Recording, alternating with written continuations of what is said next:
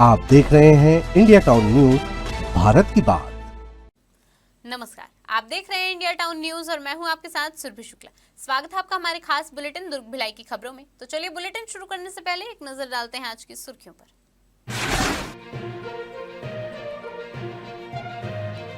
Police ने अवैध कबाड़ कारोबार पर मारा छापा, तीनों थानों की संयुक्त कार्रवाई में कबाड़ी गिरफ्तार, 3 आरोपी हिरासत में।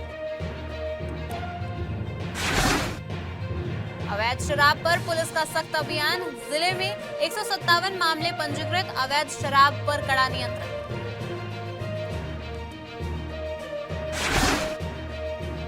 दुर्ग में लोक अदालत का हुआ आयोजन, सुलह से न्याय का बना नया कीर्तिमान, 10,13,730 प्रकरण का हुआ निपटारा।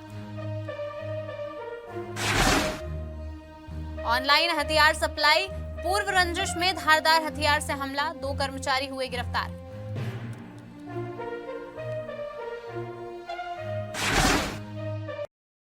दुर्ग नगर पालिका निगम ने वित्तीय वर्ष के अंतिम चरण में संपत्ति कर और अन्य करों की वसूली को लेकर सख्त कदम उठाने की तैयारी शुरू कर दी है। निगम प्रशासन ने स्पष्ट किया है कि जिन करदाताओं ने लंबे समय से कर राशि का भुगतान नहीं किया है, उनके खिलाफ अब कड़ी कार्रवाई की जाएगी। जानकारी के मुताबिक नगर निगम ने प्रत्येक जोन के 10 बड़े बकायेदारों की सूची तैयार की है, जिनके नाम सार्वजनिक किए जाएंगे।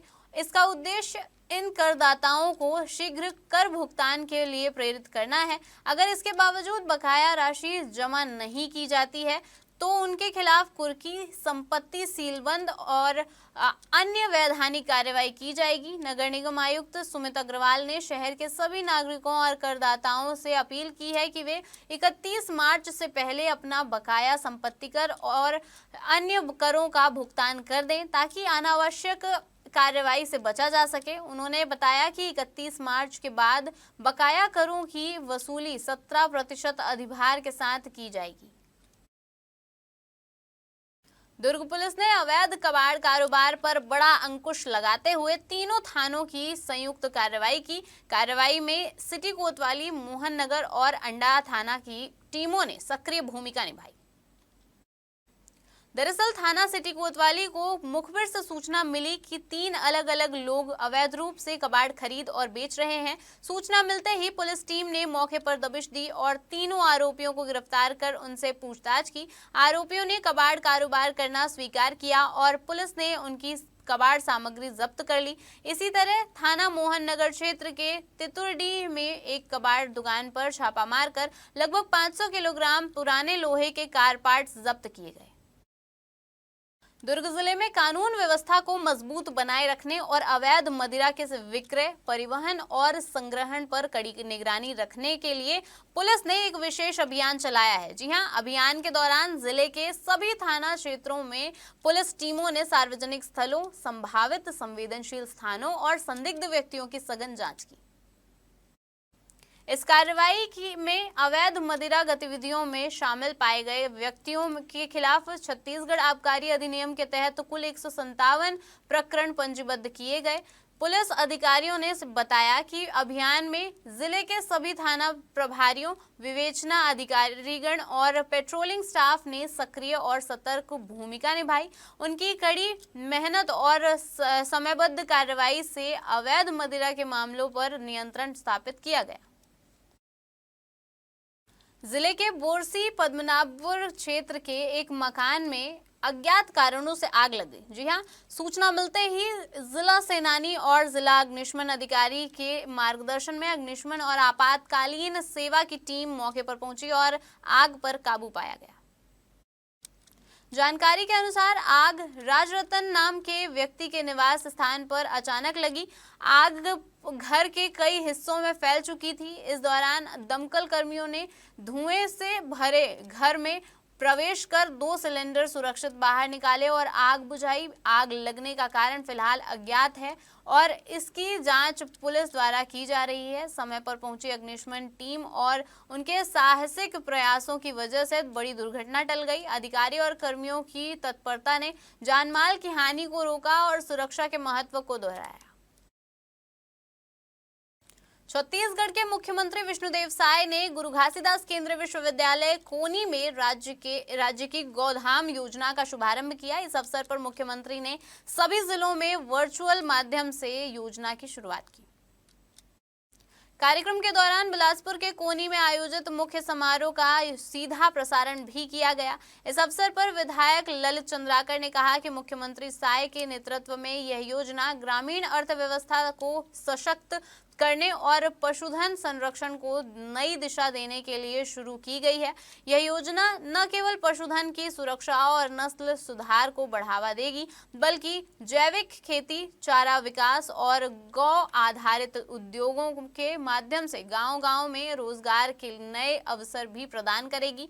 वहीं दुर्ग कलेक्टर अभिजीत सिंह ने कहा कि सड़क पर घूमते मवेशियों से होने वाली दुर्घटनाओं और किसानों की फसलों को नुकसान जैसी समस्याओं के मद्देनजर राज्य सरकार ने यह योजना लागू की है। जिले के सभी 4 गौधामों का संचालन स्थानीय समूहों के माध्यम से किया जाएगा और उन्हें अनुदान राशि भी दी जाएगी।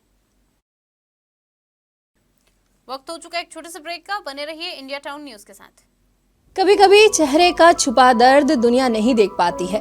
दाग, मुहासे, झाइयां सब आपके आत्मविश्वास को कम कर देता है, पर अब नहीं, क्योंकि Rukhsana glow and fair face pack जो दे आपकी स्किन को वो प्यार जो सिर्फ प्रकृति दे सकती है। हर लेयर को साफ करे, हर दाग को करे हल्का और आपकी मुस्कान फिर से लौटाए। Because you deserve to glow naturally. Rukhsana herbal beauty product Amazon, Meesho और फ्लिपकार्ट में भी उपलब्ध। दुर्ग नगर पालिका निगम सीमा क्षेत्र अंतर्गत शहर के दादा दादी नाना नानी पार्क के सामने स्थित लकवा पॉइंट का महापौर अलका बागमार ने हाल ही में निरीक्षण किया। निरीक्षण के दौरान महापौर ने स्थल की वर्तमान स्थिति का जायजा लिया और अधिकारियों से वहां आवश्यक व्यवस्थाओं और विकास कार्यों को लेकर विस्तृत चर्चा की। इस दौरान महापौर ने कहा कि नागरिकों की सुविधा और क्षेत्र की सुव्यवस्थित व्यवस्था को ध्यान में रखते हुए आवश्यक सुधार कार्यों को प्राथमिकता के साथ पूरा किया जाए। आपको बता दें कि महापौर ने यह भी स्पष्ट किया है कि नगर के प्रमुख स्थलों को बेहतर और सुरक्षित बनाने के लिए नगर निगम निरंतर प्रयासरत है। इस दौरान महापौर के साथ देवनारायण चंद्राकर, पीडब्ल्यूडी प्रभारी और इंजीनियर भी उपस्थित रहे। दुर्ग जिला न्यायालय परिसर में आयोजित राष्ट्रीय लोक अदालत में आपसी समझौते के माध्यम से कुल 10,13,730 प्रकरणों का सफल निराकरण हुआ। इस अवसर पर मुख्य न्यायाधीश रमेश सिन्हा ने कार्यक्रम का शुभारंभ किया, जबकि न्यायमूर्ति नरेश कुमार चंद्रवंशी पोर्टफोलियो जज भी उपस्थित रहे। राष्ट्रीय विधिक सेवा प्राधिकरण नई दिल्ली के निर्देश और छत्तीसगढ़ राज्य विधिक सेवा प्राधिकरण के मार्गदर्शन में आयोजित इस लोक अदालत में प्री लिटिगेशन और लंबित मामलों का सौहार्दपूर्ण समाधान किया गया। मुख्य न्यायाधीश रमेश सिन्हा ने कहा कि लोक अदालत केवल मामलों के बोझ को कम करने का माध्यम नहीं है, बल्कि यह समाज में सुलह से न्याय की भावना को स्थापित करने का एक सशक्त मंच है। उन्होंने विधिक जागरूकता बढ़ाने के उद्देश्य से इस अवसर पर राष्ट्रीय लोक अदालत के महत्व पर आधारित एक विशेष पंडवानी गीत का भी विमोचन किया। इस आयोजन ने न्यायिक बिरादरी और समाज में न्याय की प्रक्रिया को अधिक पारदर्शी और सुलभ बनाने की दिशा में एक महत्वपूर्ण कदम साबित किया। आज राष्ट्रीय लोक अदालत जो हर 3 माह में होती है, नेशनल लोक अदालत आज लगी हुई है। आज कार्यक्रम के उद्घाटन के लिए हमारे बीच में छत्तीसगढ़ के उच्च न्यायालय के हमारे मुख्य न्यायाधिपति आदरणीय रमेश सिन्हा साहब, हमारे पोर्टफोलियो जज साहब और रजिस्ट्रार साहब आए थे। आज उन्होंने उद्घाटन किया। जैसा कि आप देख रहे हैं कि नेशनल लोक अदालत में बैंक के लोग बैठे हैं, सारे कंपनीज के लोग बैठे हैं। इसके अलावा सारी व्यवस्थाएं यहाँ पर रहती है। छोटे मोटे मामले जो छोटे स्तर पर निपटाए जा सकते हैं, इसमें देश में भार कम हो, इसलिए ये नेशनल लोक अदालत लगाई जाती है। मेडिकल कैंप लगा हुआ है, पीछे आप देख रहे हैं भोजन की भी व्यवस्था है। तो इस प्रकार से सारी व्यवस्थाओं के साथ ये लोक अदालत आज यहाँ पर लगी हुई है। दुर्ग के बोरसी थाना क्षेत्र के पद्मनाभपुर में पूर्व रंजिश के चलते धारदार हथियार से हमला करने का मामला सामने आया है, जहां प्रार्थिया सुमन मार्कंडे ने पुलिस को रिपोर्ट दी है कि रात लगभग 9:45 बजे आरोपी प्रकाश यादव ने हत्या की नीयत से उसके पति पर हमला किया, जिससे उसे गंभीर चोटें आई है।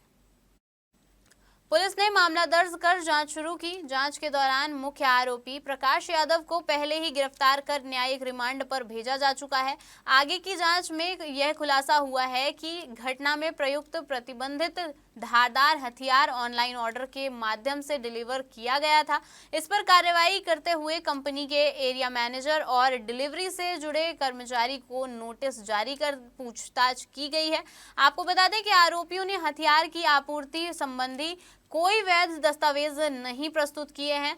पुलिस ने बताया कि ई कॉमर्स माध्यम से प्रतिबंधित हथियार की आपूर्ति आर्म्स एक्ट की धारा का उल्लंघन है।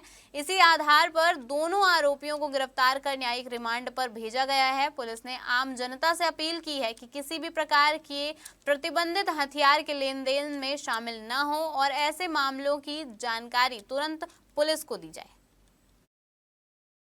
दुर्ग ग्रामीण अंचल में आयोजित 2 दिवसीय फाग महोत्सव एवं झांकी कार्यक्रम में प्रदेश के पूर्व गृह मंत्री ताम्रध्वज साहू ने शामिल होकर कार्यक्रम का आनंद लिया। इस अवसर पर अपने संबोधन में पूर्व गृह मंत्री ने कहा कि होली आपसी भाईचारे और सौहार्द का प्रतीक है।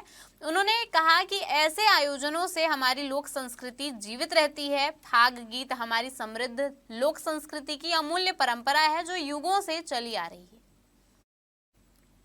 पूर्व गृह मंत्री ताम्रध्वज साहू ने क्षेत्रवासियों के बीच मिलने वाले प्रेम, विश्वास और सम्मान को जन सेवा के मार्ग पर आगे बढ़ने की अपनी प्रेरणा बताया। आपको बता दें कि इसके साथ ही आयोजन कार्यकर्ताओं को गुलाल लगाकर फाग गायकों के उत्साह की सराहना करते हुए उन्होंने सभी के सुख समृद्धि की कामना की। ताम्रध्वज साहू ने कहा कि ग्रामीण अंचलों की यह कला हमारी असली धरोहर है जिसे सहेज कर रखना हम सभी का दायित्व है।